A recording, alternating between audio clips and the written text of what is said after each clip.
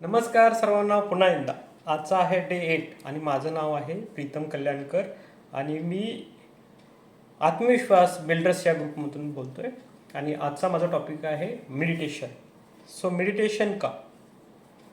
तर मेडिटेशन का याचं मेन रिझन जर आता पाहतोय आपण तर आजच्या ज्या जीवनामध्ये सगळ्यांच्या धावपळीत, तो विद्यार्थी असू दे नाहीतर वयस्कर मनुष्य असू दे, प्रत्येकाच्या जीवनामध्ये ट्रेस आलेला आहे भरपूर आणि विनाकारण तो ट्रेस वाढत आहे. आणि तो कमी करण्यासाठी ॲनेक्सिटी, चिंता पण वाढलेली आहे. बऱ्याच गोष्टी आहेत ज्या मेडिटेशननं आपण कमी करू शकतो. आता एक्झाम्पल घेऊया आपण तर थोडं एक क्षण फक्त आपण शांत बसू, डोळे बंद करा आणि श्वास घ्या.